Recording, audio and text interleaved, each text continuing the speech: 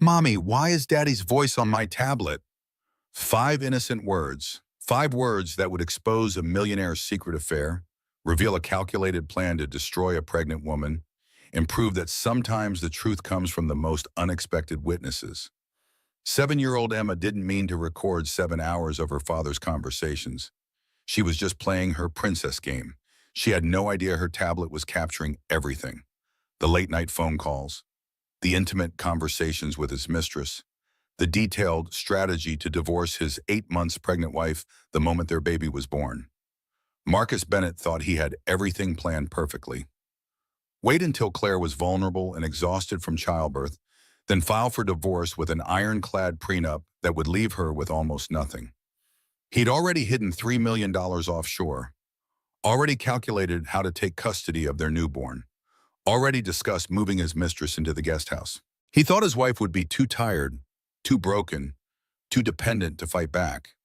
He was wrong. Because that little girl's recording, it captured every word, every plan, every betrayal. And Claire Bennett was about to show her millionaire husband exactly what a mama bear does when you threaten her cubs.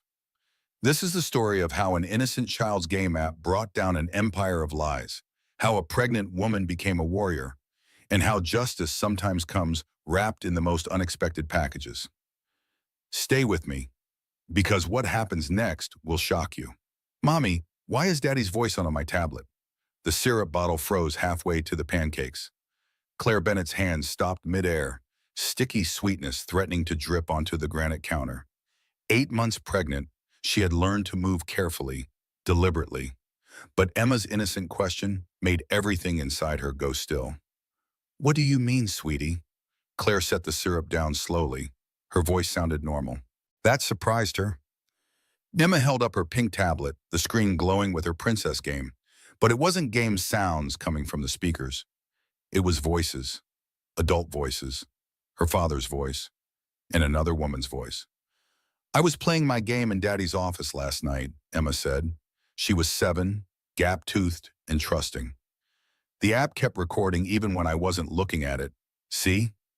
Marcus appeared in the kitchen doorway, his face drained of color so fast Claire could track it, like someone had pulled a plug. He crossed the kitchen in 3 strides and snatched the tablet from Emma's small hands. It's just a work call, pumpkin, he said. His voice came out too loud, too sharp.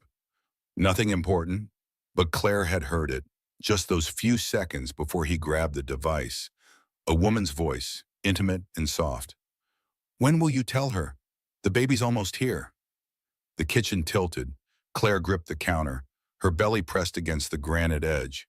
Inside, the baby kicked, oblivious. Marcus, she said quietly, what was that? Nothing, I told you, a work call. He held the tablet behind his back like a child hiding evidence. Emma must have accidentally recorded one of my conference calls. Emma looked confused. But Daddy, that lady said your name the way Mommy does.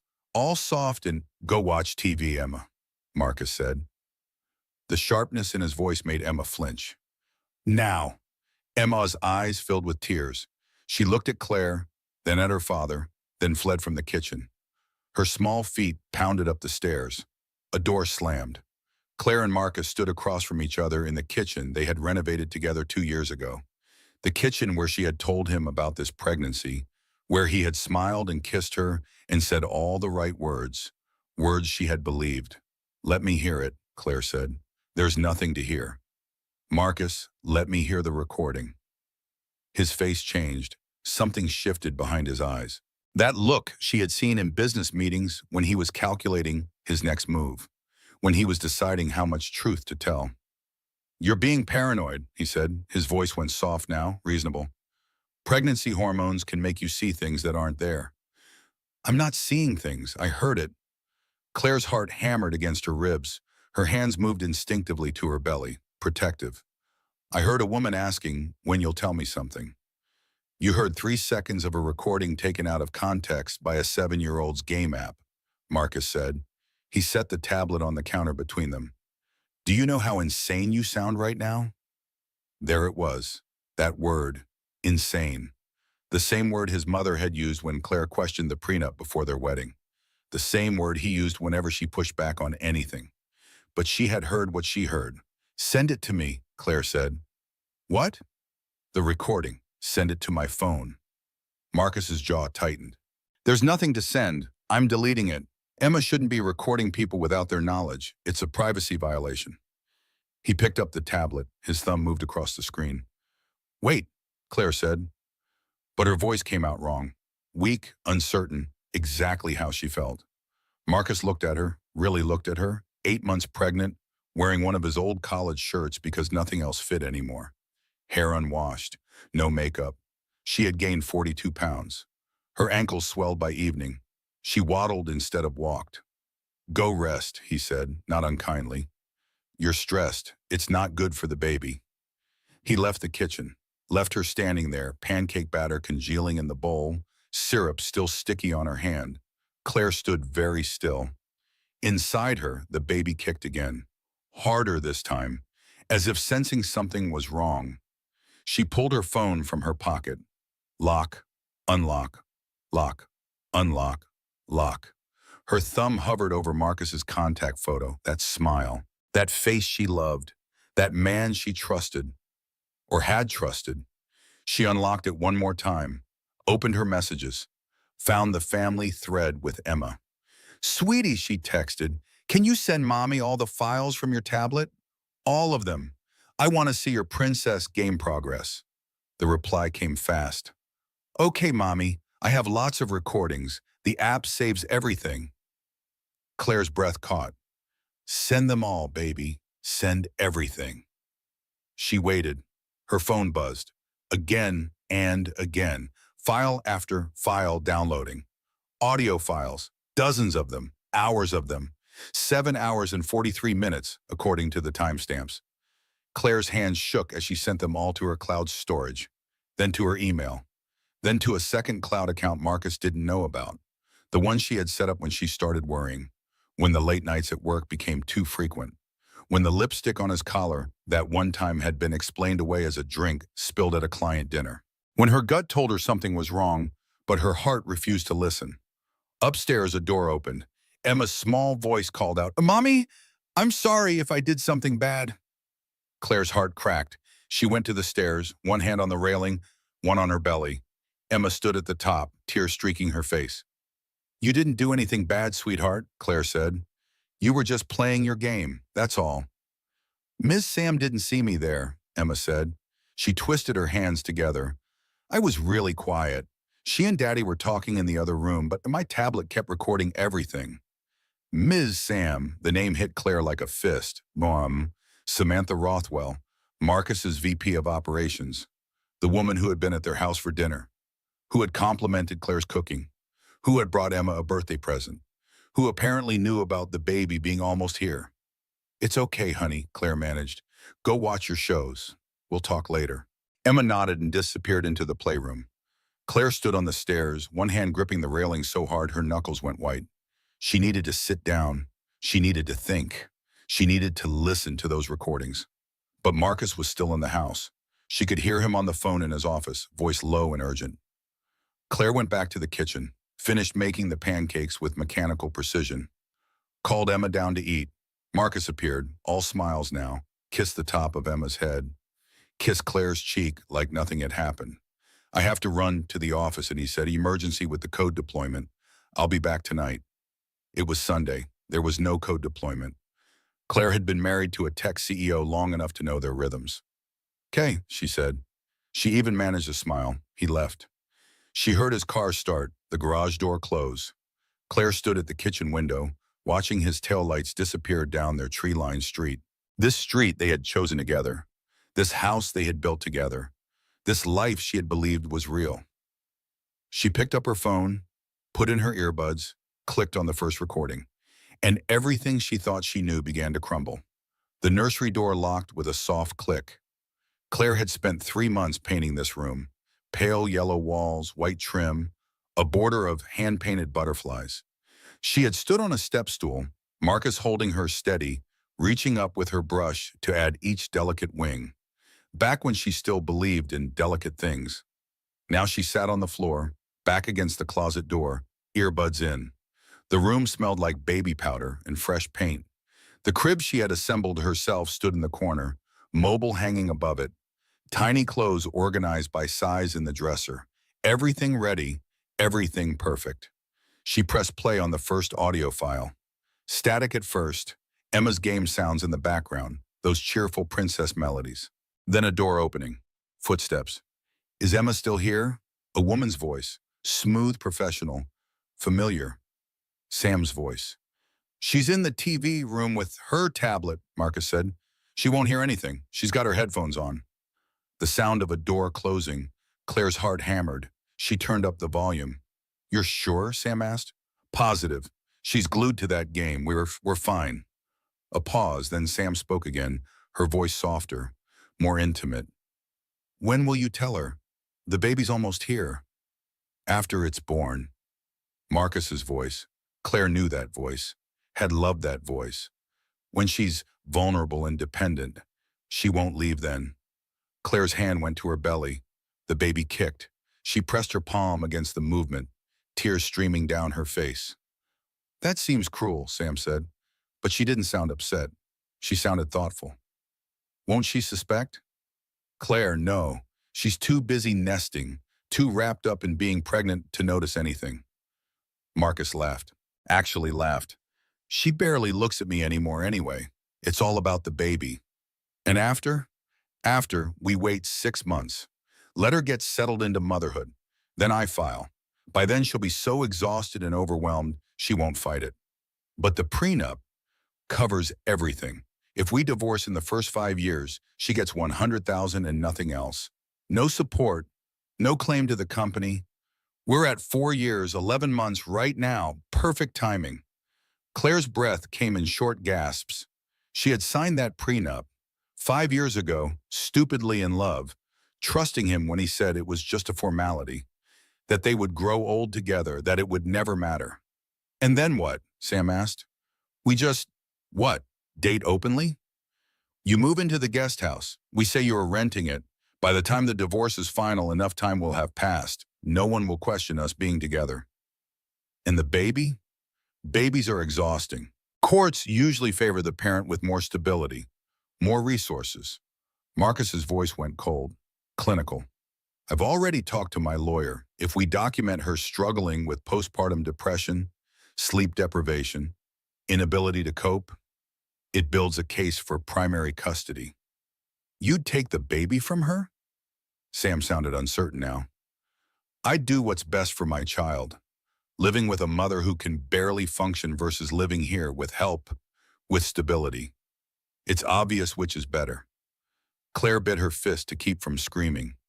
She rocked forward, clutching her belly, silent sobs shaking her body. The recording continued. What about Emma? Sam asked. Emma will adjust. Kids are resilient. And honestly, it might be good for her to see what a healthy relationship looks like instead of watching her father with a wife who's let herself go. Marcus, Sam's voice held a note of reproach. That's harsh. It's honest. Look, I married Claire when I was building the company. She was supportive. She was there. But I've outgrown her. She's boring. We don't have anything to talk about anymore. Half our conversations are about baby stuff or what color to paint the nursery. Claire looked at the yellow walls, the butterflies she had spent hours painting, the love she had poured into every brushstroke. Boring. And you're not boring? Sam asked. There was amusement in her voice now. Flirtation. You tell me. Sounds Claire didn't want to interpret. Movement, soft laughter. The recording quality dipped as if the tablet had been moved or covered. Then Sam's voice again, breathless. Does she know, suspect anything? No, she's completely oblivious. I could come home covered in your perfume and she'd just ask if I'd been near the cologne counter at the department store. More laughter. Then Marcus spoke again, serious now. We need to be careful, though. Just a little longer. Once the baby comes, once I file, we're free. But if she finds out before then, she could contest the prenup on grounds of infidelity. Make things messy. So we wait. We wait 3 weeks until her due date, then 6 months of letting her think everything's fine, then freedom, less than a year total. We can do that. I hate lying about it here, that's what Mom said, but she didn't sound like she hated it very much. Then think of it as protecting our future. This is temporary. The discomfort, the sneaking around. Soon it'll be over. Soon we'll have everything we want. The recording ended. Claire sat in the nursery, the room blurring through her tears. She looked at the crib mobile. She had chosen it carefully. Little animals swaying in circles. Emma had helped her hang it, standing on the step stool, reaching up while Claire held her steady. The memory twisted into something ugly now. How many times had Marcus held her steady while planning to take everything away? She wiped her eyes.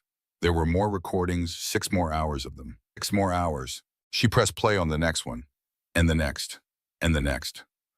By the time she finished, 3 hours had passed. The sun had moved across the sky. Outside, she heard neighborhood sounds. Kids playing, a lawnmower. Sunday afternoon stretching into evening. Inside the nursery, inside herself, everything had shattered. The recordings painted a clear picture. Marcus and Sam had been together for almost 2 years, since before the pregnancy, since before Claire had quit her marketing job to focus on preparing for the baby, since before she had given up everything to support his dream of taking the company public. They talked about her weight gain, her swollen ankles, the way she waddled now, how she fell asleep on the couch by 8:30, how she cried at commercials.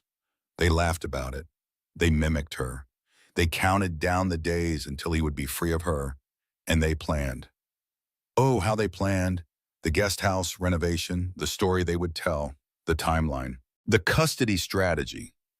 Even the therapist they would suggest she see. One Marcus's lawyer had recommended because he was known to provide documentation helpful in custody cases. Every detail calculated, every move strategic. Claire sat on the floor, counting baby kicks. 43, 44, 45. The baby was active today, oblivious to the world crumbling around them both. She touched the crib mob, set it spinning. The little animals went around and around, always returning to the same spot, trapped in their circle. But she wasn't trapped. Not yet. Her phone buzzed. A text from Marcus. Code deployment taking longer than expected. We'll be late. Don't wait up. Claire stared at the message. She knew exactly where he was. Probably at Sam's condo.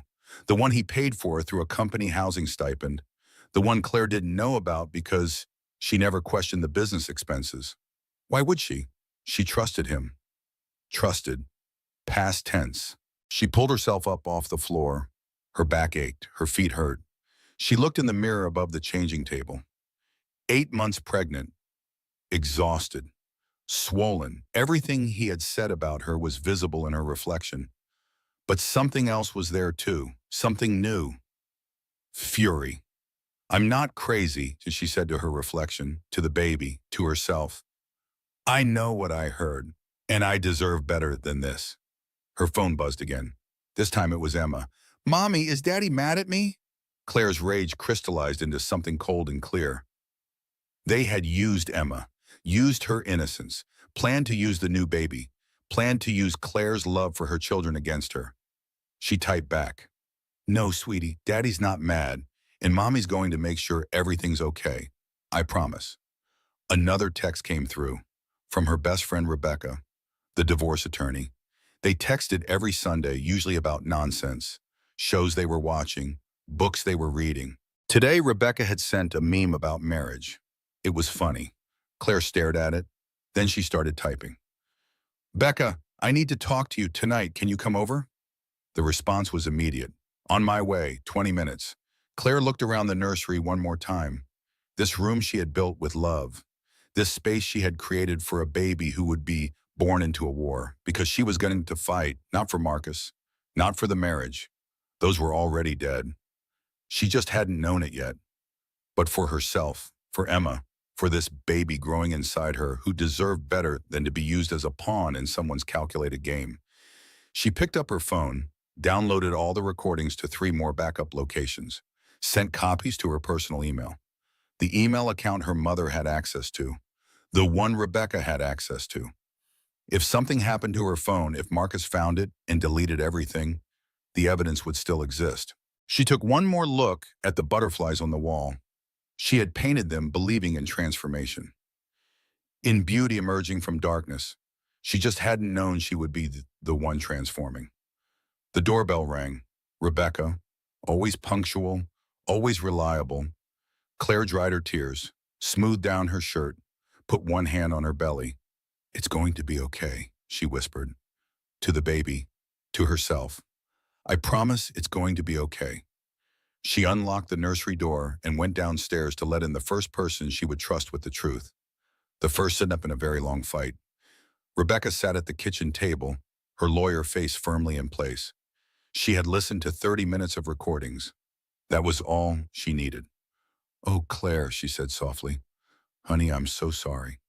"Don't," Claire said. She kept her voice steady. "If you're nice to me, I'll cry. And I need to think, not cry." Rebecca nodded. She understood. They had been friends since college.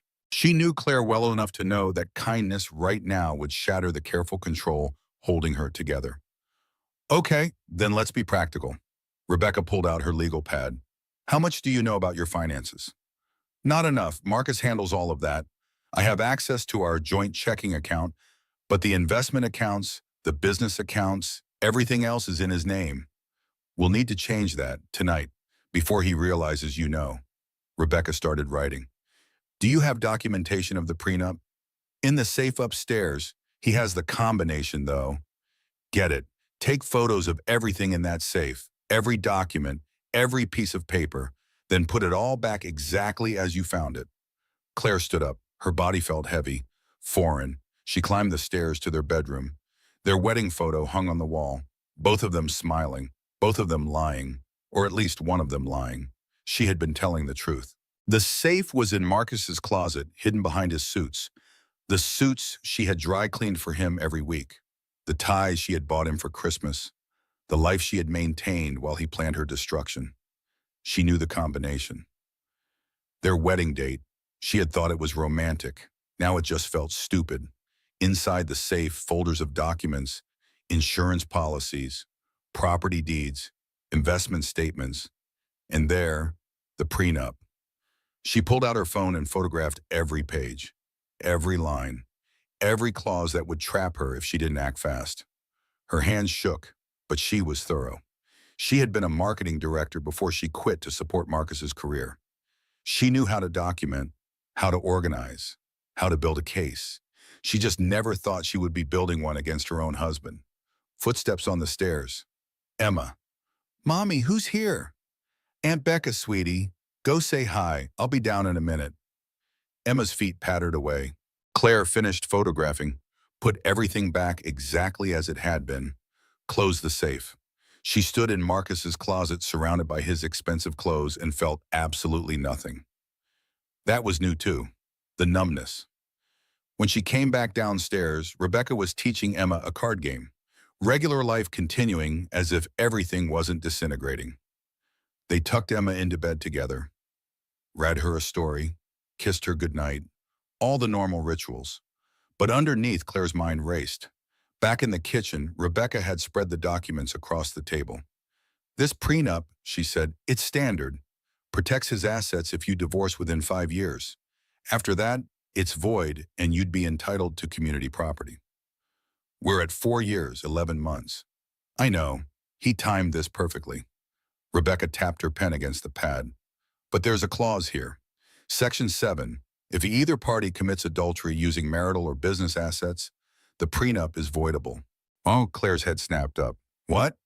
"If he used company money for the affair, company car, company credit cards, anything tied to marital finances or his business, you can challenge the prenup on grounds of moral turpitude and fraud."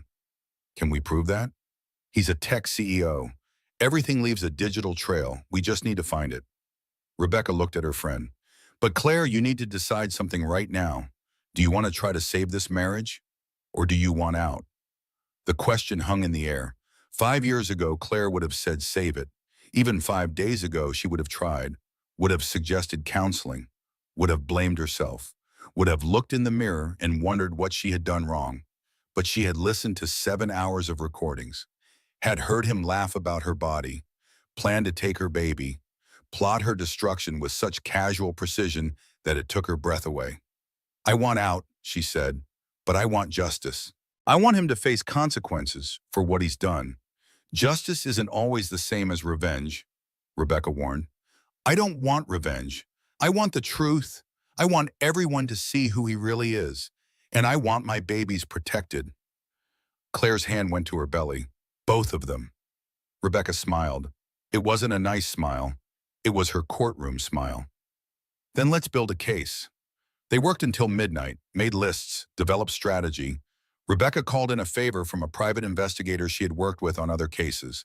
Set up an emergency meeting with Thomas Ashford, the best divorce attorney in the city. When Rebecca finally left, Claire cleaned up the kitchen, loaded the dishwasher, wiped down the counters, all the normal tasks that made up her days. At 12:30, she heard Marcus's car in the driveway. She was in bed when he came upstairs, pretending to be asleep, lying very still, breathing slowly. He stood in the doorway for a moment. She could feel him watching her. Then he moved to the bathroom, shower running, water shutting off, the sounds of him getting ready for bed. He slipped under the covers beside her. She didn't move, didn't acknowledge him. "Claire?" he whispered. She didn't answer. He rolled over. Within minutes, his breathing deepened. Asleep, no guilt keeping him awake. Claire lay in the dark, eyes open, counting the shadows on the ceiling. Next to her, the man she had married slept peacefully, the man who had every intention of destroying her. But she knew now she had evidence. She had a plan, and she had something he had miscalculated. She had rage, pure, focused maternal rage. He thought she was weak, dependent, too tired and pregnant to fight. He was wrong. At 2 in the morning, her phone buzzed silently. A text from Rebecca. "Thomas can see you tomorrow, 9 a.m., his office. Bring everything." Claire texted back, "I'll be there." Then she checked her cloud storage one more time. All 7 hours and 43 minutes of recordings, backed up in 5 different locations. Protected by passwords Marcus didn't know. Evidence he didn't know existed. Tomorrow, she would take the first official step, would sit across from a divorce attorney and say the words out loud. "My husband is having an affair. He's planning to divorce me after the baby's born. He wants to take custody, and I have proof." Tomorrow, the war would officially begin, but tonight she lay next to him one last time. The last night she would share a bed with someone who had betrayed her so completely. The baby kicked, strong, insistent kicks, as if the baby knew, as if even in the womb her daughter could sense the shift. "It's okay," Claire whispered silently. "Mommy's got this. Mommy's going to protect you." Outside, night deepened into the darkest hours before dawn. The world slept, but Claire didn't sleep. She lay awake, planning, strategizing, transforming from the trusting wife she had been into the fighter she needed to become. When dawn finally came, streaking pale light through the bedroom window, Marcus stirred, reached for her in his sleep. Claire moved away. He didn't notice. He never noticed. But soon, everyone would notice. Soon, the truth would come out, and he would lose everything. Thomas Ashford's office occupied the top floor of a glass building downtown. Floor-to-ceiling windows, leather furniture, the quiet hum of money and power. Claire sat in an expensive chair, her belly pressed against the edge of his mahogany desk. Rebecca sat beside her. Thomas, 50-something with sharp eyes and sharper suits, listened without interrupting. She played him 15 minutes of recordings. His expression never changed. When the audio ended, he leaned back in his chair. "Mrs. Bennett," he said, "you have an extraordinarily strong case. The prenup he's relying on becomes worthless if we can prove he used business assets for the affair." "Can we prove it?" Claire asked. "We can try. I know someone. Computer forensics specialist. Very discreet." Thomas made a note. "The recordings alone are damaging, but we need financial documentation. Paper trails, hard evidence of funds misused." "She works at his company," Claire said. "Samantha Rothwell. She's VP of Operations." Thomas's eyebrows rose slightly. "The affair is with an employee? That's a liability for the company. Their board won't be pleased." "He promoted her last year," Claire continued, "right after they started seeing each other, based on the timestamps on the recordings. Better and better." Thomas wrote more notes. Here's what concerns me, the prenup. You signed it 5 years ago. If we can't break it, if the judge enforces it, you walk away with $100,000 and nothing else. Claire's stomach dropped. 100,000? It's not enough to restart your life, especially with a newborn and a stepdaughter. Especially after giving up your career to support his. Thomas looked at her directly. We need to void that prenup. And to do that, we need to prove he used community property or business assets for the affair. His car is registered through the company, Rebecca said. Company car. If he used it for dates, for meetings with her, that's a start. What else? His credit cards are all business cards, Claire said slowly, memory clicking into place. I have a personal card on our joint account, but his cards are all tied to the company for tax purposes. He said it was easier for business expenses. If he bought her gifts, took her to dinners, paid for hotels. Thomas's smile was thin.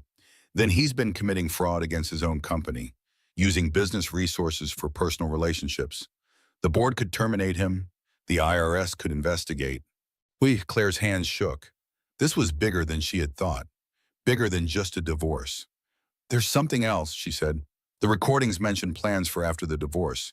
He wants primary custody.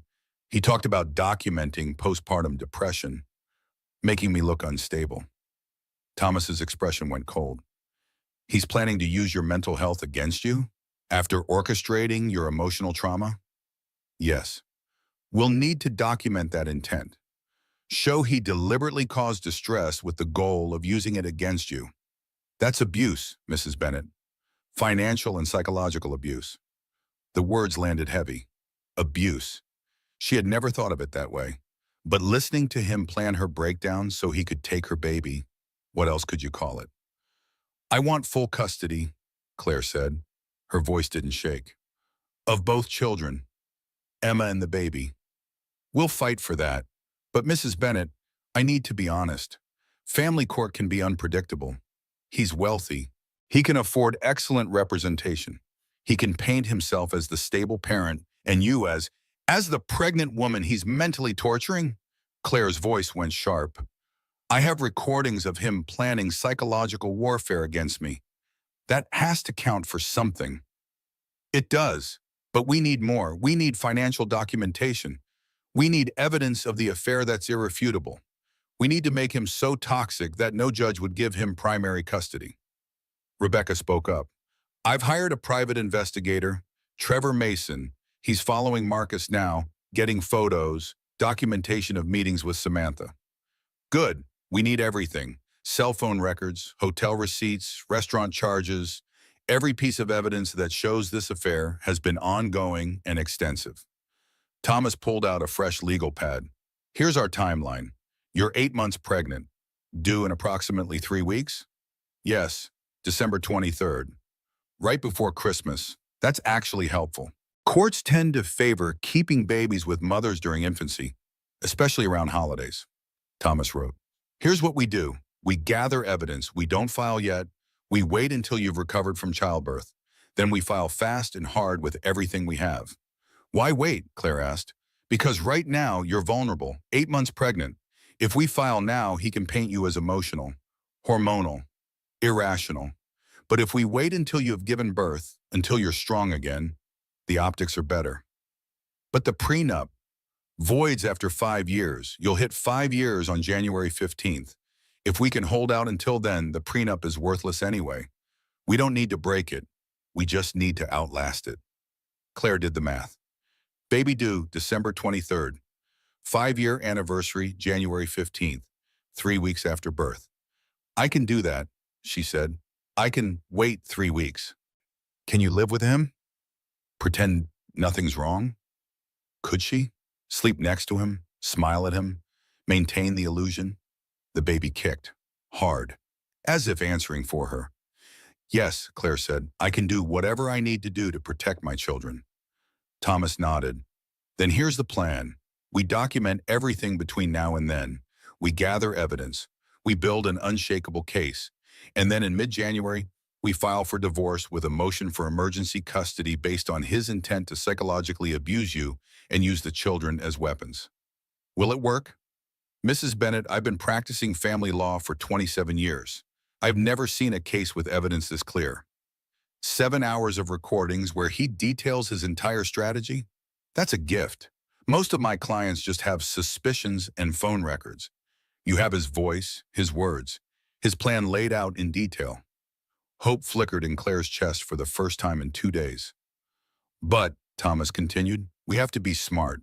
If he realizes you know, if he suspects anything, he'll start covering his tracks. Moving money, destroying evidence. We can't tip our hand until we're ready to strike. I understand. Can you do that? Can you go home tonight and act normal? Pretend you're still the trusting wife. Claire thought about lying in bed pretending to sleep. Thought about the recordings she had listened to in secret. Thought about 3 more weeks of deception. I've been doing it for 2 days already, she said. I can do it for 3 more weeks. They spent another hour discussing details. Discovery plans, deposition strategies, custody evaluations, words that would have meant nothing to her a week ago, but now were her vocabulary, her survival language. When they finally left Thomas's office, the sun was high. Midday Monday. She had told Marcus she had a doctor's appointment. He hadn't questioned it. Why would he? She had appointments every week now. In the parking garage, Rebecca hugged her. You're doing the right thing. Am I? 3 more weeks of lying to him? He's been lying to you for 2 years. You're not lying. You're protecting yourself and your babies. Becca, Claire said quietly, I'm scared. I know, but honey, you're also the strongest person I know. You're going to get through this, and on the other side, you're going to be free. Free. The word felt impossible, but also necessary. Rebecca drove away. Claire sat in her car, hands on the steering wheel, belly pressed against it. She looked at herself in the rearview mirror. Her eyes were different now, harder. The soft, trusting look was gone. Something steel had replaced it. She started the car, drove home through streets lined with autumn leaves, past other houses where other families lived other lives, lives that might be just as broken behind closed doors. At home, she parked in the driveway. The house looked the same. Beautiful, expensive, perfect. All lies, she thought. Beautiful lies. Inside, she did laundry, made dinner, normal tasks that made up normal days. But nothing was normal anymore. At 6, Marcus came home, kissed her cheek, asked about her doctor's appointment. Everything's fine, she said. Baby's healthy. 3 more weeks. 3 more weeks, he echoed. He smiled. Then our family will be complete. Claire smiled back. But inside, she counted. 3 more weeks of this performance. 3 more weeks of protecting her secrets while he protected his. Then the truth would come out. The lies would end, and they would both learn what complete actually meant. It meant devastation. It meant reconstruction. It meant destroying everything false to build something real. 3 more weeks. She could survive anything for 3 more weeks. Emma's voice came from the breakfast table on Saturday morning. Mommy, are you and Daddy getting divorced? Claire's coffee mug stopped halfway to her lips. Marcus froze with his phone in his hand. What? Claire kept her voice calm. Why would you ask that, sweetie? Taylor at school. Her parents got divorced. She said first they stopped talking. Then someone moves out. You and Daddy don't talk much anymore. From the mouths of children, 7 years old and already so perceptive. We're fine, Emma, Marcus said quickly. He shot Claire a look. Warning, everything's fine. But Emma wasn't convinced. She picked at her pancakes, moving them around her plate. My real mommy and daddy stopped talking too, before they divorced. Claire's heart ached. Emma's mother, Marcus's first wife, had left when Emma was 3, left and never looked back, signed away custody, moved to another state, sent a birthday card once a year and nothing else. We're not getting divorced, Claire said. The lie tasted like ash. We're just busy, that's all, with the baby coming and Daddy's work. Emma didn't look reassured, but she was 7. What could she really understand about the complexity of adult betrayal? Marcus left for the office. Another Saturday, another emergency. Claire had stopped asking if they were real emergencies. She knew where he was going. Emma helped clear the table, unusually quiet. Want to watch a movie? Claire asked. Just us? Emma nodded. They settled on the couch, Claire's swollen feet propped on the ottoman, Emma tucked against her side. Some animated princess film Emma had seen a dozen times. Halfway through, Emma spoke. Mommy, can I tell you something? Of course, baby. Always. I saw things when I was at Daddy's office, the times my tablet was recording. Claire's body went rigid. What kind of things? Ms. Sam was there a lot, more than the recording times. Sometimes when Daddy said he had meetings, Ms. Sam was the only one there. Did you tell Daddy this? No, he seemed upset about the recording. I didn't want to make him more mad. Emma's voice got smaller. Am I in trouble? No, sweetheart. You're not in any kind of trouble. You didn't do anything wrong. Emma was quiet for a moment, then, sometimes Miss Sam wore your robe at the beach house, the pink one with the flowers. The beach house, their vacation home in San Diego. Claire hadn't been there in 6 months, too pregnant to travel, but Marcus had gone twice for business meetings. She wore my robe? Uh-huh. And once she had the necklace Daddy said was for you, the one with the blue stone. She was wearing it at his office. Claire's throat closed. The aquamarine necklace, her December birthday gift, Marcus had said, still in its box in his closet because her birthday wasn't until next week. Except apparently it wasn't really for her. Emma, Claire said carefully, did Ms. Sam ever say anything mean about me? Emma picked at the couch cushion. Sometimes, when she didn't know I was listening, she said you were... Emma's face scrunched up, remembering. She said you were sweet but boring, and that Daddy deserves someone more exciting. The words shouldn't have hurt. Claire had heard worse on the recordings. But hearing that Emma had witnessed these things, that her stepdaughter had absorbed this poison without anyone knowing, made rage bloom fresh in Claire's chest. Ms. Sam was wrong, Claire said firmly. And Emma, honey, I need you to know something. You recording those conversations? You didn't do anything bad. Sometimes the truth needs to come out, and sometimes it comes out in unexpected ways. Like through a game app? Exactly like that. Emma leaned her head against Claire's shoulder. I like you, Mommy. You're not boring. You paint butterflies and make good pancakes, and you read me stories with all the voices. Claire's eyes burned. I like you too, Emma. So much. They finished the movie. When it ended, Emma went upstairs to play. Claire sat on the couch, one hand on her belly, and pulled out her phone. She called Rebecca. I need to talk. Can you come over? Give me 30 minutes. While she waited, Claire did something she had been avoiding. She pulled up Marcus's location history. She had access to it through their family plan. He had suggested it years ago when she worried about him traveling so much for work. This way you always know where I am, he had said. Full transparency. Except he had forgotten one crucial detail. Location history worked both ways. She scrolled back through the months. Business trips that weren't to business locations. Late nights at the office that were actually late nights at an apartment complex across town.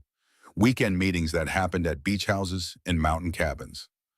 All documented, all time-stamped, all trackable. When Rebecca arrived, Claire showed her everything. The location history, Emma's testimony, the evidence piling up day after day. This is good, Rebecca said. This is really good. The daughter's testimony especially.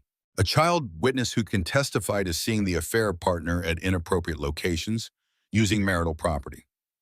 She's 7, Claire said. I can't put her through testimony. We probably won't have to. The threat of it might be enough. But Claire, we need to prepare for every possibility. If this goes to trial, I don't want Emma traumatized. Neither do I, but protecting her might mean letting her tell the truth, gently, with a child psychologist present. These things can be done carefully.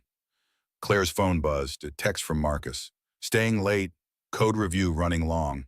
Don't wait up. She checked his location. Sam's apartment building, another lie. Another perfectly crafted excuse. I'm so tired of this, Claire said, pretending I don't know, smiling when he lies, acting like our marriage is real. 2 more weeks, Rebecca reminded her. 2 weeks until the baby, then 2 weeks recovery, then January 15th and the prenup is void, then we file. A month. I have to do this for another month. You can do anything for a month. Could she? Could she sleep next to him for 30 more nights? Could she maintain this performance while her body prepared to give birth to their child? The baby kicked, strong, insistent movements. Claire spread her hand over the spot. I have to, she said.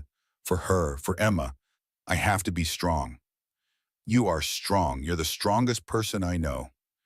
After Rebecca left, Claire sat at the kitchen table.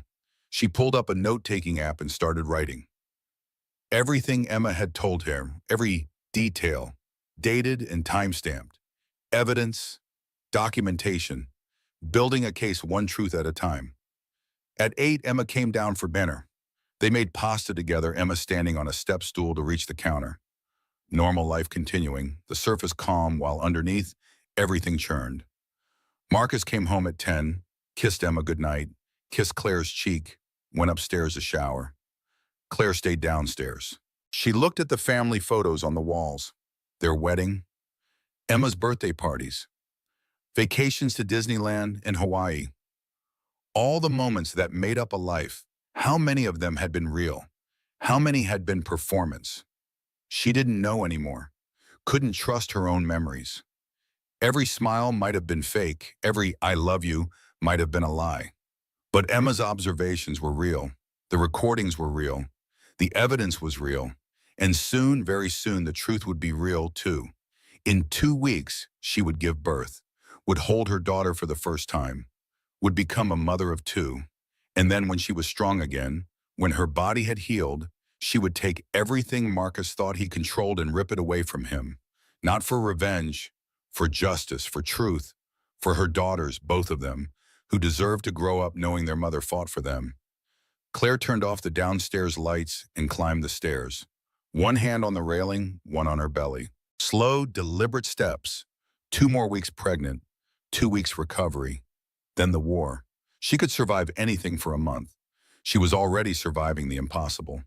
The conference room at Thomas Ashford's office felt cold despite the California sunshine streaming through the windows. Claire sat across from Thomas and a man she had never met, Trevor Mason, the private investigator. Trevor spread photographs across the polished table like a dealer laying out cards. 2 weeks of surveillance, he had said. Very revealing, 2 weeks. The first photo showed Marcus and Sam at a restaurant, not a business dinner, his hand on hers across the table, wine glasses catching candlelight. Charged to his company card, Trevor said. $700 dinner, plus another $400 on wine. Listed as client entertainment. Next photo, Marcus and Sam entering a hotel, different hotel, downtown location. Company credit card again. Room booked under his name. Listed as accommodation for out-of-town business meeting. Except, Trevor pulled out a printed receipt. He lives 30 minutes away, and she lives 20 minutes away. No business purpose. More photos. Marcus's company car parked outside Sam's apartment. Timestamps showing overnight stays. The same car used to take Emma to school, now documented at his mistress's home. Company vehicle, Trevor noted, assigned to him for business use. Personal use is allowed for commuting, but the amount of time spent at her residence exceeds any reasonable personal use policy. Claire stared at the photos, her husband's face, his smile, the way he looked at Sam, the same way he used to look at her once upon a time. There's more, Trevor said. He pulled out financial documents. I have a contact at your husband's company, someone willing to testify about certain irregularities. Your husband authorized a substantial salary increase for Ms. Rothwell last year, 40% raise. The only executive to receive such an increase. When? Claire asked. June of last year, right around the time their affair started, based on your recordings. Quid pro quo, Claire thought. He promoted her. Or maybe he promoted her to keep her close, to justify her presence. Either way, it reeked of impropriety. The company car thing is particularly good, Thomas said. California law is clear. Company vehicles used for personal relationships are considered misuse of corporate resources. The board could terminate him for cause. You want me to report this to his board? Claire asked. Not yet, but we hold it as leverage. When we file for divorce, we can threaten to expose this to his board unless he agrees to favorable terms, or we can actually expose it. Either way, it's pressure. Wouldn't that hurt the company's value? Hurt what I get in the settlement? Thomas smiled. Good question. Shows you're thinking strategically. The answer is it might. But it also might force a quick, favorable settlement to avoid a public scandal. It's a weapon we keep in reserve. Trevor pulled out more documents. Bank statements. There's an account you're not aware of. Offshore, Cayman Islands. He's been moving money there for 6 months. Small amounts at first, larger amounts recently. Total of $3.2 million. Claire's breath stopped. $3 million. He's hiding assets, preparing for divorce by moving money somewhere you can't easily access it. Classic strategy, also illegal in California, community property state. He's required to disclose all assets. So he's committing fraud. Yes, financial fraud against you, potentially tax fraud against the IRS, and if he's using company funds to do it, fraud against his company. Thomas leaned back. Mrs. Bennett, your husband is in serious legal trouble. He just doesn't know it yet. Claire felt dizzy. She put her hand on the table to steady herself. The baby kicked as if registering her stress. Are you okay? Thomas asked. Do you need water? I'm fine, just $3 million, hidden, while he planned to divorce me with a prenup that leaves me with $100,000. While planning to take custody of your baby, Trevor added. Based on your recordings, he intended to document you as an unfit mother. Use postpartum depression as a custody weapon.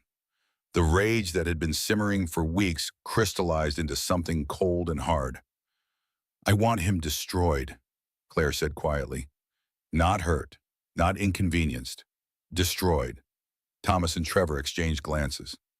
Mrs. Bennett, Thomas said carefully, I understand your anger, but this isn't revenge. This is justice. He planned to steal my child, hide millions from me, leave me penniless while raising a newborn alone. He calculated every detail of my destruction. I want everyone to know what he did. I want his reputation gone, his career gone, everything. That's aggressive, Thomas said. Can you do it? Legally? Ethically? Yes. If we expose the affair to his board, file criminal complaints for financial fraud, and pursue maximum custody and assets in the divorce, we can make his life very difficult. Then do it. All of it. The board exposure will likely get him fired. Good.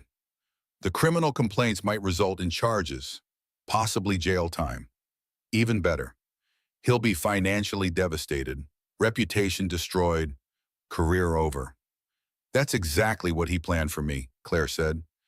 Except I didn't do anything wrong. I was just his wife. I was pregnant with his baby. I trusted him, and he weaponized all of it. Thomas nodded slowly. Okay, then we build a case that destroys him completely. But Mrs. Bennett, you need to be sure. Once we start this, once we expose everything, there's no going back. It will be ugly, public, devastating for everyone involved. Including Emma, Trevor said gently. Trevor, she'll know her father is a fraud. Claire thought about that, about Emma's innocent questions, about her confusion when the tablet recording had played, about her testimony that Sam had worn Claire's robe. Emma already knows something is wrong, Claire said.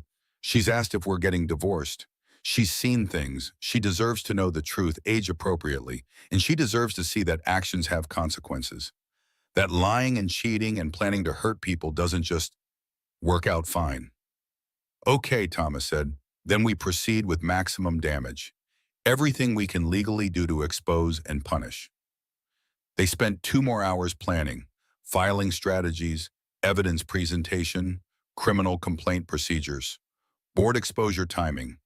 By the time Claire left, her head spun with details. But her purpose was clear. She drove home slowly.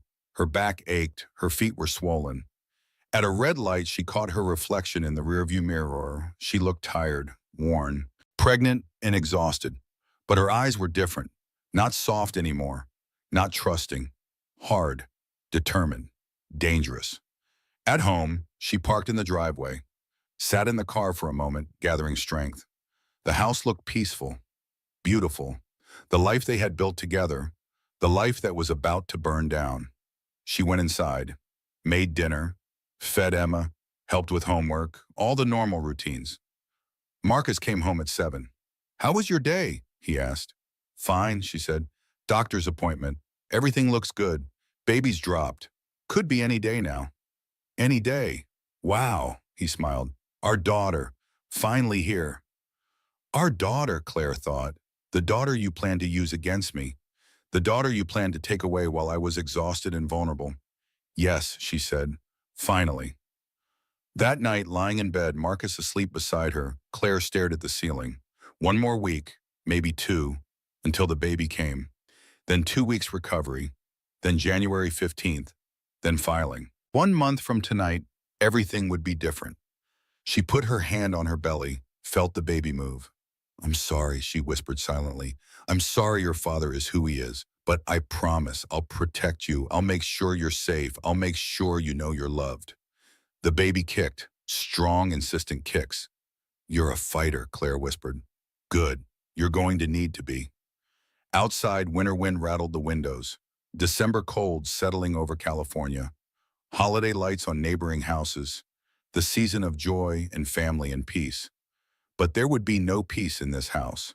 Not anymore. Not until the truth came out. Not until justice was served. Claire closed her eyes, tried to sleep. But sleep felt impossible when you were lying next to your enemy, when you were counting down days until war. The contractions started on a Tuesday, December 20th, 3 days before Christmas. Claire was folding laundry in the nursery when the first one hit. Not painful exactly, just a tightening, a warning. She sat on the rocking chair, breathing through it, counting, 60 seconds. Then it passed. False labor, probably. She had been having Braxton Hicks for weeks. But 30 minutes later, another one, stronger, longer. She pulled out her phone, texted Rebecca. "Baby time, maybe. Contractions 10 minutes apart." The response came immediately. "Hospital?" "Not yet. Doctor said wait until 5 minutes apart." "Keep me posted. You've got this." Claire went downstairs, made herself tea, tried to stay calm. The next contraction came 8 minutes later. Then 7, then 6. She called Marcus. "I think this is real. Contractions are getting closer." "I'm on my way, 20 minutes. No rush, still early. But there was a part of her that didn't want him there, didn't want him holding her hand through labor, didn't want him acting the devoted husband when she knew the truth. She called her mother instead. Diana Sullivan answered on the first ring. "It's time, Mom. I'm coming, leaving now." Her mother lived an hour away. That would be close timing if things progressed fast. Marcus arrived home in 15 minutes. He found Claire in the kitchen, leaning against the counter, breathing through a contraction. "Should we go to the hospital?" His face was pale, worried. "Not yet. They'll just send us home if I'm not far enough along." "Are you sure? You look—" "I've done this before with Emma." Not her own child, but she had been there. Watched Marcus's ex-wife labor, learned the rhythms. "We wait until contractions are 5 minutes apart and consistent for an hour." They waited. Marcus paced. Claire breathed. Emma came home from school and immediately sensed the tension. "Is the baby coming?" Her eyes were wide. "Yes, sweetie. Soon." "Can I be there?" "Not for the birth, but you'll meet your sister right after, I promise." Contractions kept coming. 4 minutes apart. 3. The pain was real now. Deep. Primal. "Hospital," Claire said through gritted teeth. "Now." The drive was a blur. Marcus driving too fast. Claire breathing through contractions in the back seat. Her mother met them at the hospital entrance. Labor and delivery, a private room, monitors attached to her belly, the baby's heartbeat filling the space with steady rhythm. Sarah Phillips appeared, calm and professional. She checked Claire's progress. 6 centimeters, she said. "You're moving fast. This baby wants out." The hours blurred. Pain, breathing, Marcus holding her hand, her mother wiping her face with cool cloths, nurses checking monitors, Dr. Phillips appearing and disappearing. At some point, Claire's phone buzzed. Text from Rebecca. "Thinking of you. You're a warrior." Another text came right after, from Thomas Ashford. "Good luck. See you in January." January, the divorce filing, the end of this pretense, a contraction so strong it erased thought. Claire gripping the bed rails, breathed, Counted. You're doing great, Dr. Phillips said. Almost there. I can't, Claire gasped. I can't do this. You can, you are. Your daughter is almost here. Another contraction, another, the urge to push overwhelming. Okay, Dr. Phillips said. Next contraction. Push. Give me everything you've got. Claire pushed through pain that felt like being torn apart, pushed through exhaustion, pushed through the knowledge that this baby was being born into a family that was already broken. Again, push. She pushed again and again and again, and then suddenly a cry, high and indignant, the most beautiful sound in the world. It's a girl, Dr. Phillips said. Beautiful baby girl. They laid her on Claire's chest, tiny, perfect, eyes squinting at the bright world, 10 fingers, 10 toes, a shock of dark hair. Hi, baby, Claire whispered. Hi, Sophia. Sophia Grace, wisdom and grace. Everything Claire hoped this child would have. Everything she herself would need for what came next. Marcus leaned in, tears on his face. She's perfect. And for a moment, just a moment, Claire let herself believe the illusion. Let herself pretend this was a normal family, a normal birth, a normal beginning. But Sophia's cries brought reality crashing back. This baby would grow up knowing her parents were divorced, knowing her father had betrayed her mother, knowing that family could fracture. Can I hold her, Marca? Marcus asked. Every fiber in Claire's being wanted to say no, wanted to pull Sophia closer, protect her from the man who had planned to use her as a weapon. But she couldn't. Not yet. Not here. Not until the legal battle gave her the protection she needed. Of course, she said. Marcus held Sophia carefully, looked at her with something like wonder. And Claire saw it then. The cognitive dissonance. He could love this baby and still have planned everything he planned.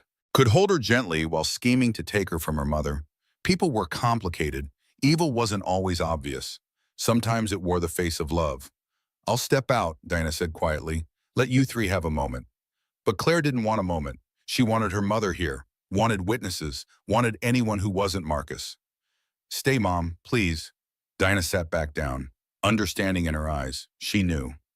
Claire had told her mother everything, had played her the recordings, had cried in her childhood bedroom while Diana held her and promised everything would be okay. The nurses came to check vitals, to clean Sophia, to run tests, the normal rhythms of birth. Marcus's phone buzzed. He checked it. His face changed.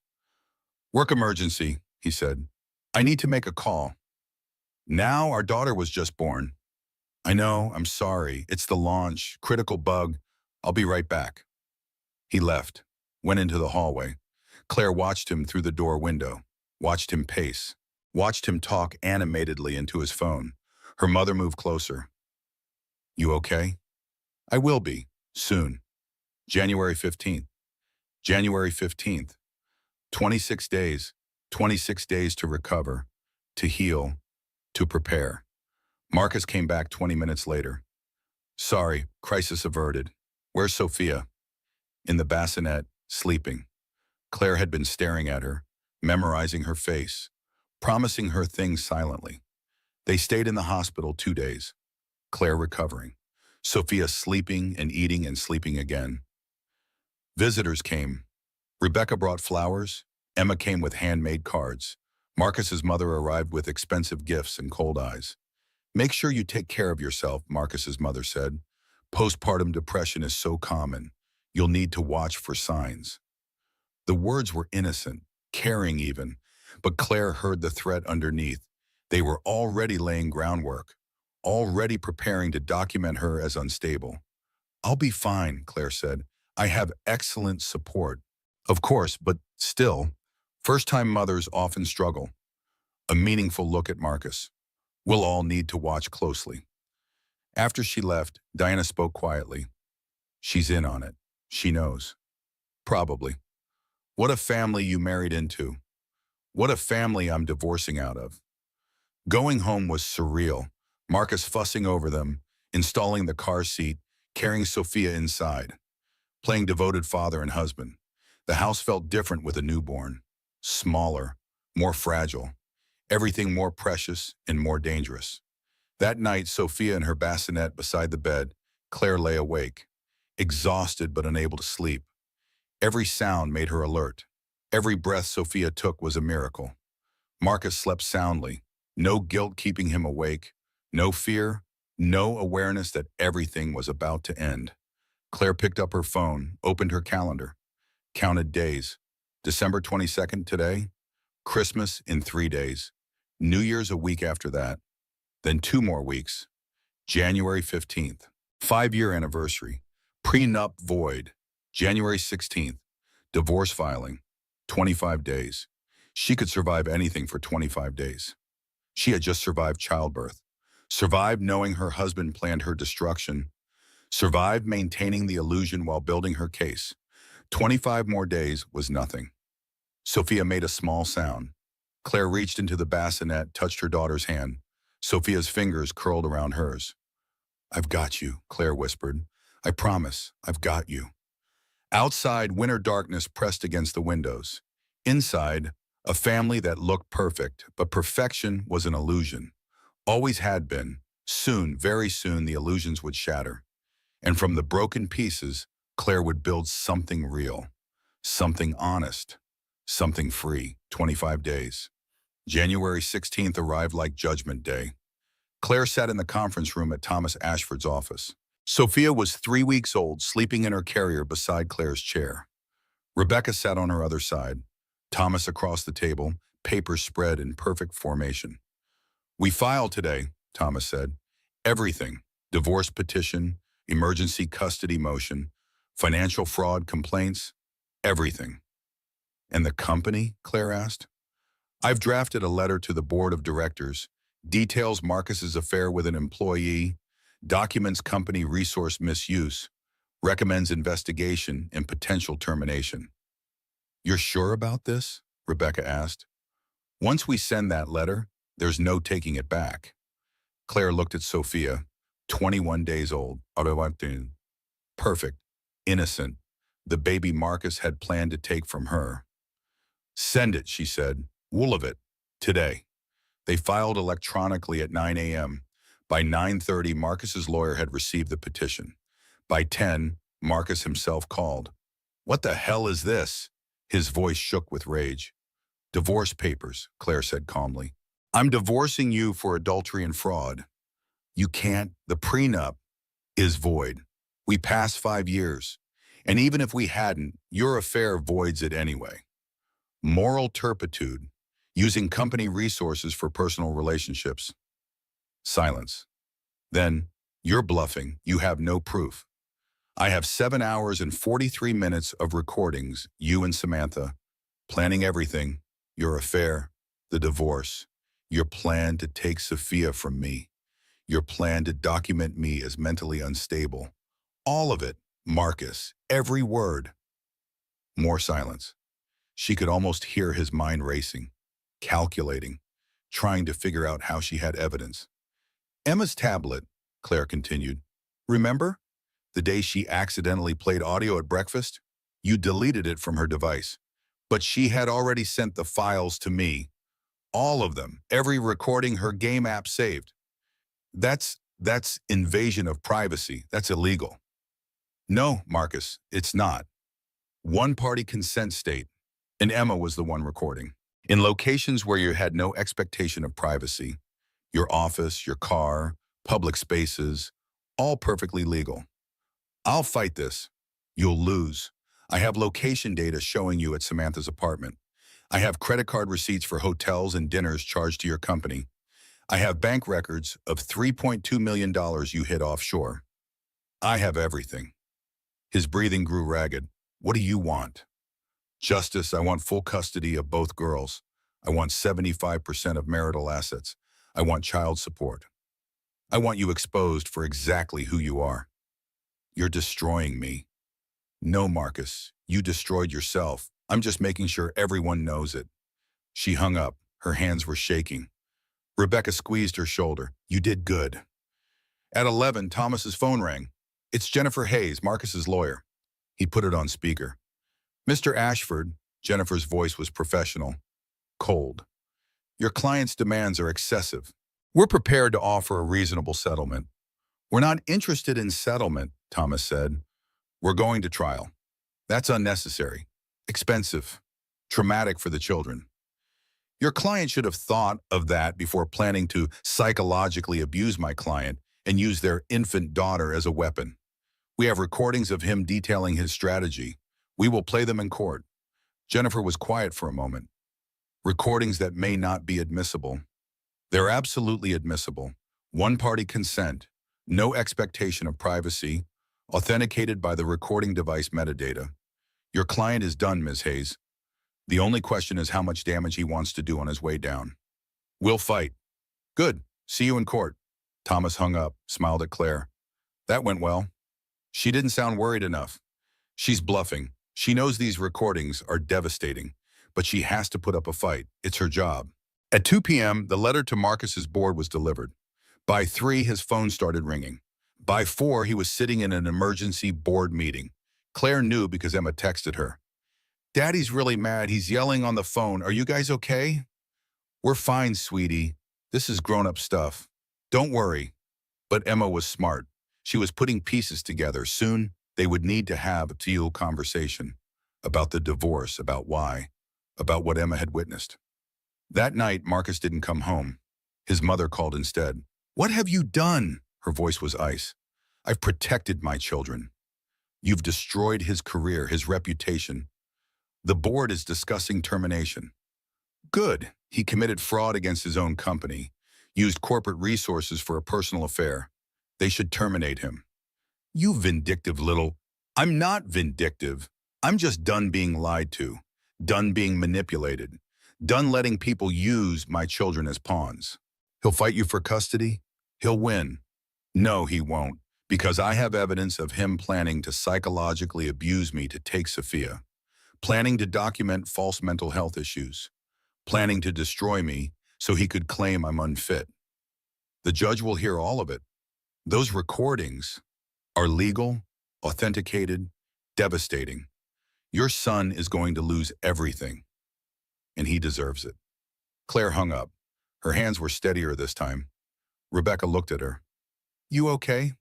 I'm perfect. The next week was chaos, depositions, discovery, legal motions flying back and forth. Marcus hired 3 different lawyers.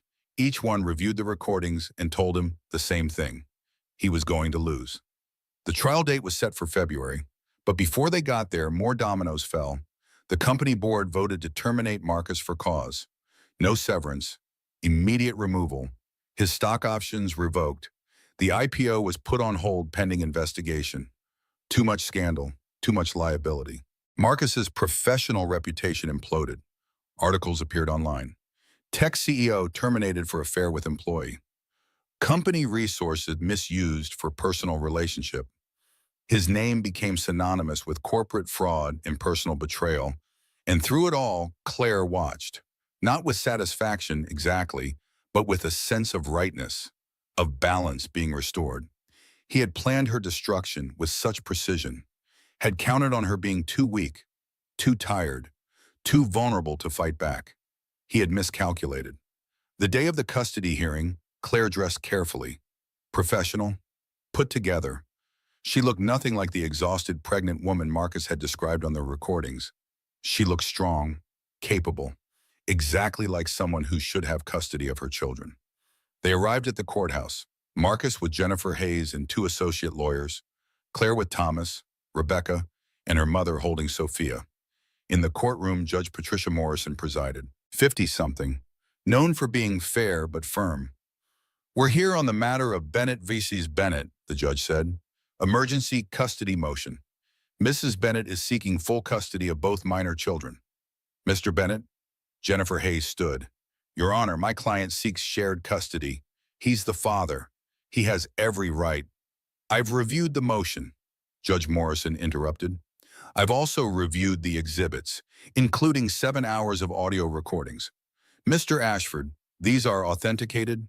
Yes, Your Honor, metadata verified. No tampering, no editing. I'd like to hear portions, specifically the sections referenced in the motion regarding Mr. Bennett's intent. Thomas played 3 minutes of audio. Marcus's voice filled the courtroom.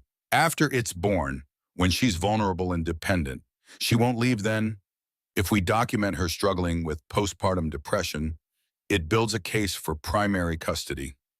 The judge's expression never changed, but something hardened in her eyes. When the audio ended, she looked at Marcus. Mr. Bennett, did you make these statements? Your Honor, taken out of context, yes or no, is that your voice? Yes, but did you plan to document false mental health issues in your wife to gain custody advantage?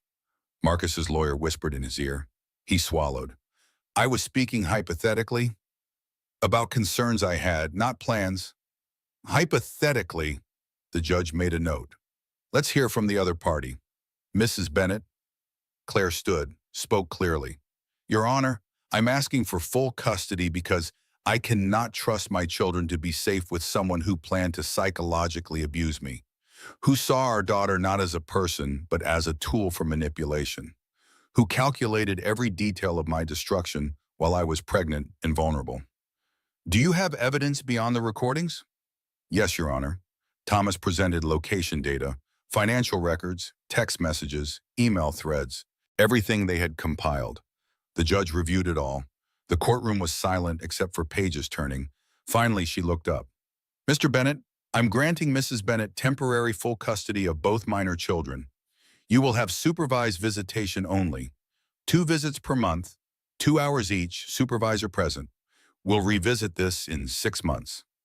Your Honor, Jennifer Hayes stood. Was Hayes, your client planned to weaponize a newborn infant against her mother, planned to document false mental health crises, used company resources to facilitate an affair and hide assets. These are not the actions of someone who prioritizes his children's well-being. Marcus's face went white. His mother, in the gallery, made a sound of distress. As for the divorce itself, the judge continued, given the evidence of fraud, concealment of assets, and adultery using marital and corporate resources, I'm inclined to award Mrs. Bennett a significant majority of marital property.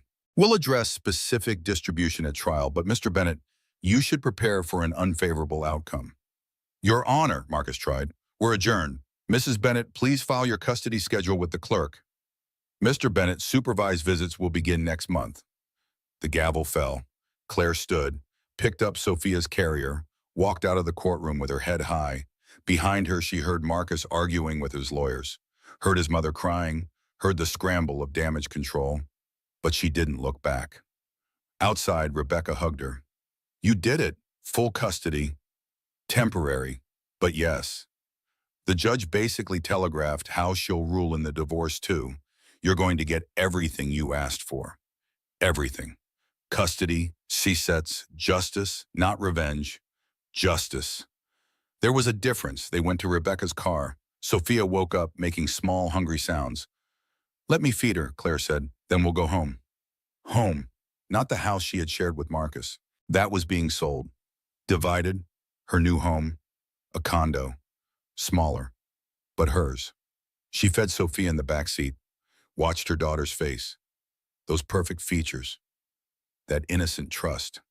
Your father loves you, Claire whispered, but he loves himself more. And I'm going to make sure you grow up knowing you deserve better than that. Sophia's eyes drifted closed. Milk drunk, content. Claire strapped her back into the carrier, got into the front seat. Ready? Rebecca asked. Ready. They drove away from the courthouse, away from Marcus, away from the Wise, towards something new, something honest, something free.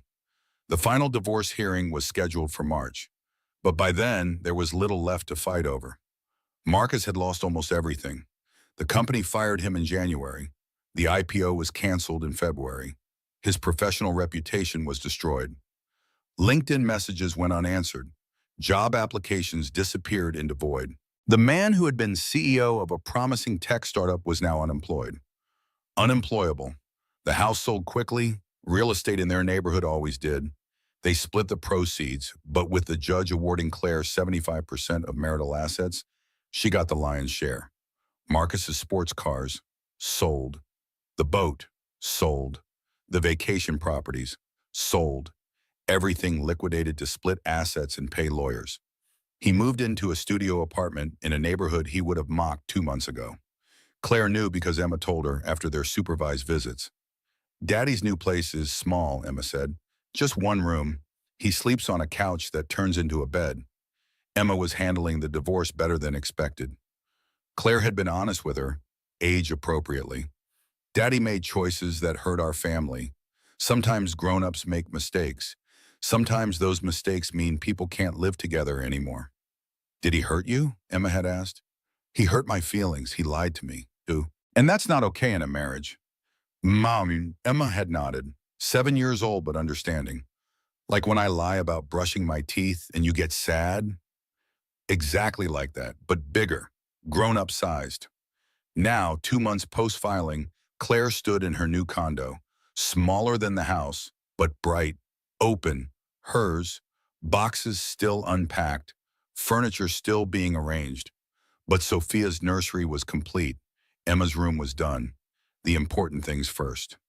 Rebecca came over to help unpack. They worked in comfortable silence for a while, unwrapping dishes, filling cabinets. How are you feeling? Rebecca finally asked. Tired, relieved, sad sometimes. Sad? Not for him, for what I thought we had, for the marriage I believed in. Claire folded a towel carefully. I'm grieving someone who never really existed. That's normal. I know, doesn't make it easier. Sophia started crying from her bassinet. Claire picked her up, settling into the nursing rhythm that was becoming second nature. She's getting so big, Rebecca said. 2 months old, growing like crazy. And you? Are you okay? Really okay? Claire considered the question. Was she okay? She was divorced, single mother of 2, living in a condo instead of a house, starting over at 32. But she was also free, no longer lying next to someone who hated her, no longer pretending, no longer waiting for the other shoe to drop. I'm okay, she said. Better than okay, actually. I'm me again. Not who he wanted me to be, not performing, just me. I'm proud of you. For what? Getting divorced? For fighting, for protecting your kids, for not taking the easy way out. The easy way would have been staying, pretending, letting him control everything while she played the perfect wife. That had seemed easier once, before she knew the truth. Now she couldn't imagine going back to that performance. Her phone buzzed, text from Diana. Coming by with dinner, you don't need to cook. Her mother had been amazing through all of this, supportive without being smothering, present without being overwhelming. Mom's bringing food, Claire told Rebecca. I should go then. Let you have family time. Your family, Rebecca hugged her, careful of Sophia between them. You're going to be fine. Better than fine. You're going to be amazing. After Rebecca left, Claire walked through the condo.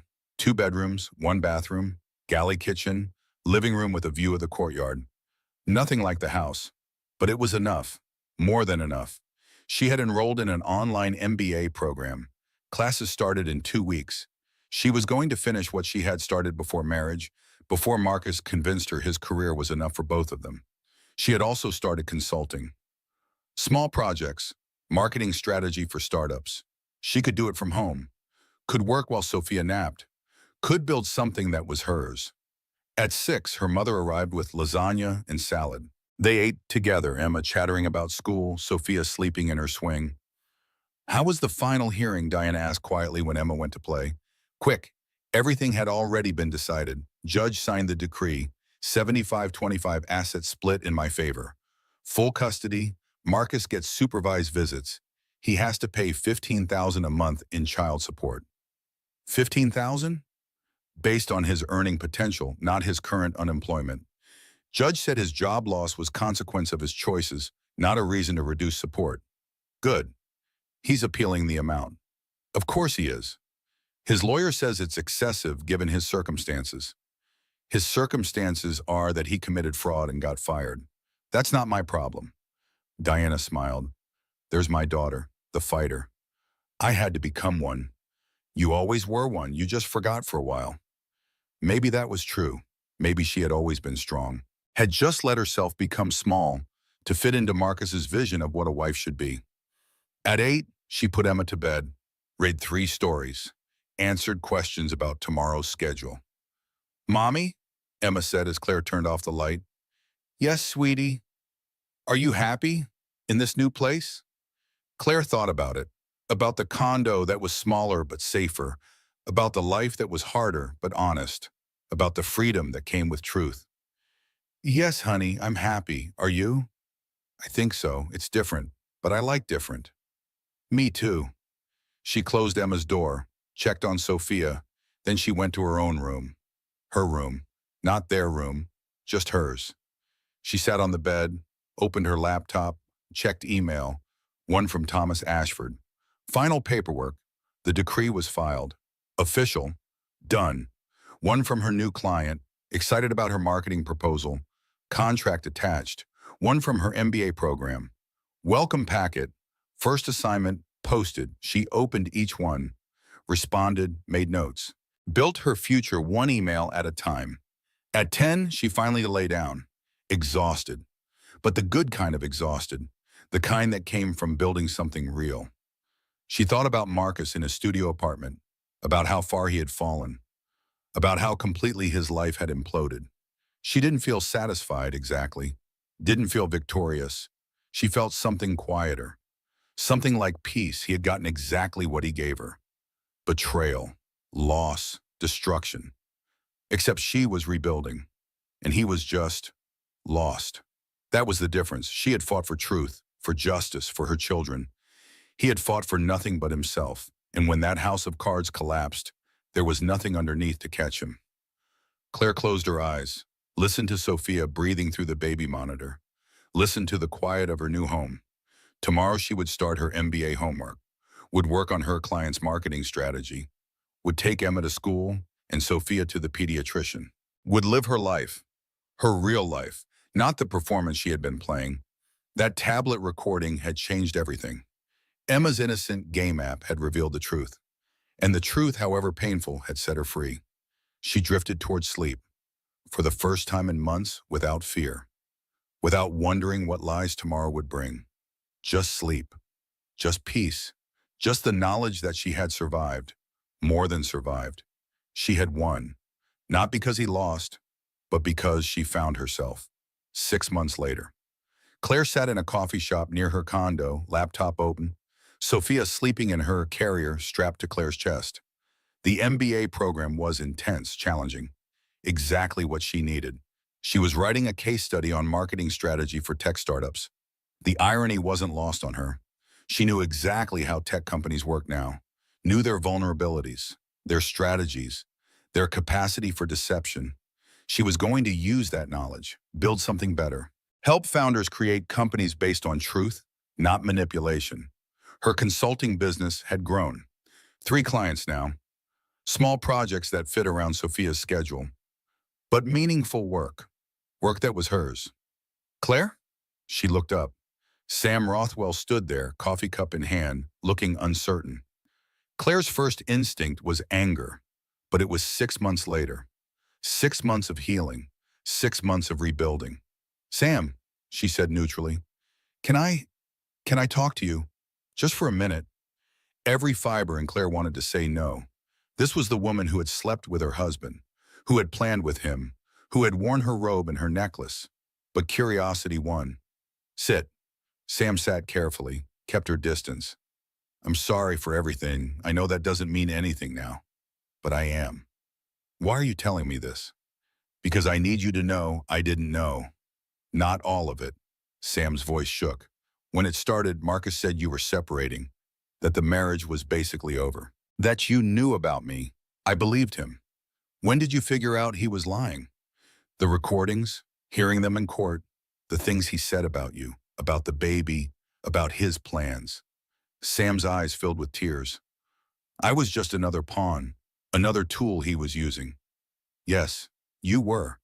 I lost my job too, after the board investigation. They terminated me for ethics violations. I can't work in tech anymore. My reputation is destroyed." "I know. I'm not sorry about that. I don't expect you to be. I deserve it." Sam wiped her eyes. "I just wanted you to know that I see it now, what he was, what I helped him do to you, and I'm sorry. Claire looked at this woman, this person who had been both villain and victim. Life was complicated that way. People were complicated. Thank you, Claire said, for testifying against him in the civil case. That helped. It was the least I could do. What he did to you, to your daughter, it was evil. I helped him. I'll live with that. We all live with our choices. Sam nodded, stood to leave, then turned back. You know what the worst part is? I actually thought he loved me, thought I was special, but I was just useful, just another tool. Yes, Claire said, that's exactly what you were. Sam left. Claire watched her go, felt something almost like pity, almost, but not quite. Sophia stirred against her chest, made small sounds. Claire adjusted the carrier, kept working. Her phone buzzed. Text from Emma. Field trip tomorrow. Can you chaperone? Claire smiled. Of course. What time? 9. To the Science Museum. I'll be there. This was her life now. Field trips and client meetings. MBA homework and midnight feedings. Single motherhood and career building. It was exhausting. Sometimes overwhelming. Sometimes she fell into bed at night wondering how she would make it through another day. But she did make it. Every day. Every challenge. Every moment of doubt. Because she was free. Because she was honest. Because she was building a life on truth instead of lies. At 2, she packed up her laptop, walked home through streets lined with spring flowers. California sunshine warm on her face. Sophia sleeping peacefully against her chest. At home, she found Emma had already walked home from school, sitting at the kitchen counter doing homework. Hey, sweetie, how was school? Good. We learned about butterflies, how they start as caterpillars and then change. Metamorphosis. Yeah, it's like magic. They go into a cocoon and come out completely different.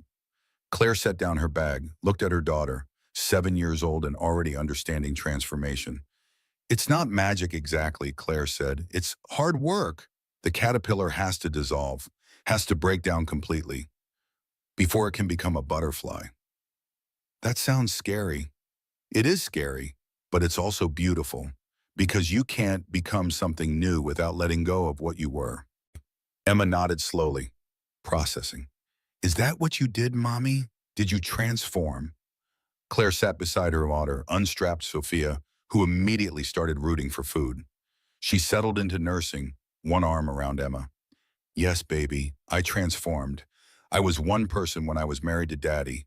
Quiet, small, trying to fit into what he wanted. But that wasn't really me. And now? Now I'm the butterfly, scared sometimes, still figuring out how to fly, but free. Emma leaned against her. I like butterfly mommy better. Me too. They sat like that, daughter, mother, baby, their own little unit. Not broken, just different. Complete in a way Claire's marriage had never been complete, because this was built on truth, on real love, on authentic connection. At 6, her phone rang. Marcus, their weekly call about the girls. She answered. Hello. Hi, just checking on Emma's schedule this week. My visitation is Saturday? Yes, 2 p.m., same supervisor as last time.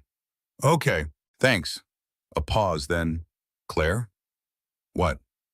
Are you happy? You sound different. She almost laughed. Of course she sounded different. She was different, completely transformed from the woman he had tried to destroy. I'm very happy, she said. Happier than I've ever been.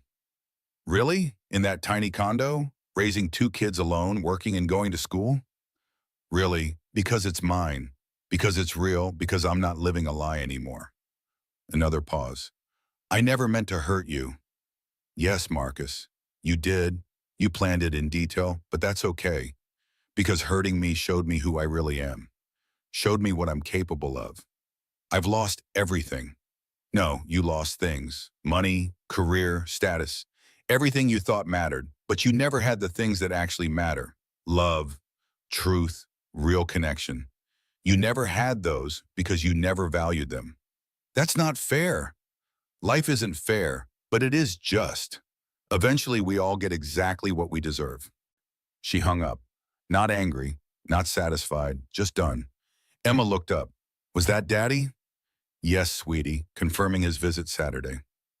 Okay, can we make cookies before then? I want to bring him some. Claire's heart swelled, despite everything, despite knowing her father had tried to hurt her mother. Emma still loved him, still wanted connection. Children were resilient that way, capable of love even when adults didn't deserve it. We can make cookies, Claire said. That's very kind of you. That night, after Emma was asleep and Sophia was in her bassinet, Claire stood in her small living room, looked around at this life she had built from ruins. The condo wasn't much, but it was paid for with her settlement. Her space, her rules. The furniture was secondhand, but it was comfortable, chosen by her. The life was harder, but it was honest. She opened her laptop one more time, checked her email. New client inquiry, someone had referred her. Her consulting business was growing through word of mouth.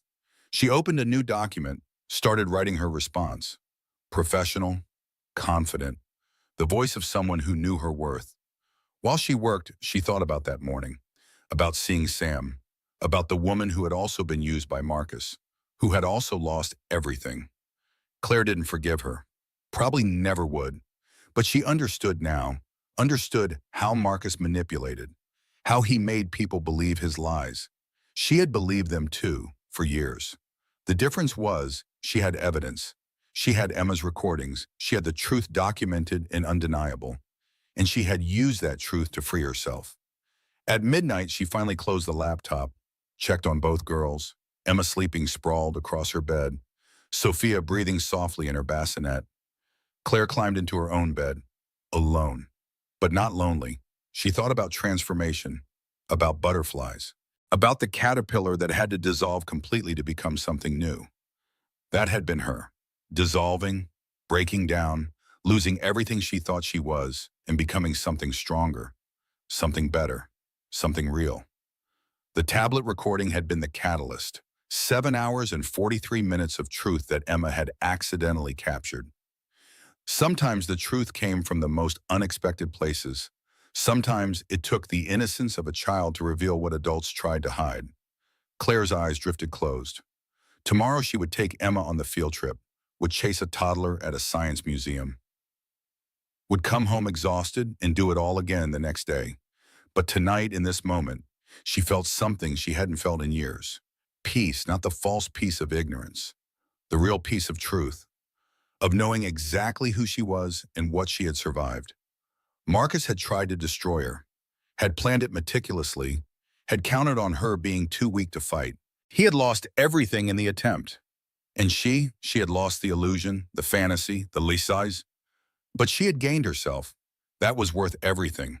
In the darkness of her bedroom, in the quiet of her home, Claire smiled. The mistress hadn't known the little girl was recording. Marcus hadn't known his carefully planned destruction was being documented. Neither of them had realized the truth would come out. But it had. In the voice of a 7-year-old's game app, in hours of audio that couldn't be denied, the pregnant wife had gotten justice, full custody, wishes, freedom, truth, and the millionaire had lost everything: career, money, reputation, family. Not because Claire had destroyed him, but because he had destroyed himself. She had just made sure everyone could see it. That was justice, not revenge, justice. The truth setting everyone free, even the ones who didn't want to be free, even the ones who preferred their carefully constructed lies. Claire's last thought before sleep was simple, clear, true. Losing him was the best thing that never happened to me. And then she slept, deep and dreamless. The sleep of someone who had survived the impossible and come out stronger on the other side. In the morning, there would be beefy and chaos and field trips and client calls. There would be dirty diapers and homework and endless lists of things to do. But there would also be laughter and love and truth and freedom. And that made everything worth it. Every single hard, beautiful, exhausting, amazing moment. Worth it. And that's how it ended. Or rather, how it began. Claire didn't just survive Marcus's betrayal, she transformed through it. That little girl's recording didn't just expose an affair. It revealed what real strength looks like, what real love protects, what real justice means. You know what strikes me most about this story? It's not the revenge, it's the rebirth. Claire didn't destroy Marcus to feel powerful. She freed herself to feel real. That's the difference between revenge and justice. Revenge is about making someone hurt. Justice is about making things right. If this story moved you, if you found yourself rooting for Claire, if you believed in the power of truth, even when it comes from a 7-year-old's game app, do me a favor, hit that like button. Not for me, but because stories like this matter. Because they remind us that betrayal doesn't define us. How we rise from it does. Drop a comment. Tell me what you would have done in Claire's position. Would you have waited? Would you have confronted him immediately? Have you survived something similar? Your stories matter. This community matters. Share this with someone who needs to hear it, someone who's struggling, someone who thinks they're too tired, too broken, too scared to fight for themselves. Show them what's possible when you stop performing and start protecting what matters. And subscribe, because every week I bring you stories of ordinary people in extraordinary situations. Stories of survival, transformation, justice, truth. Claire's story started with 5 words from a child. "Mommy, why is Daddy's voice on my tablet?" Your story of transformation might be starting right now with this moment, with this choice to believe you deserve better. You do. You always did. Thanks for listening. Thanks for being here. Thanks for believing in the power of truth. I'll see you next time. Until then, remember, losing someone who doesn't value you isn't losing. It's winning in disguise. Take care of yourselves. And remember, sometimes the smallest voices reveal the biggest truths.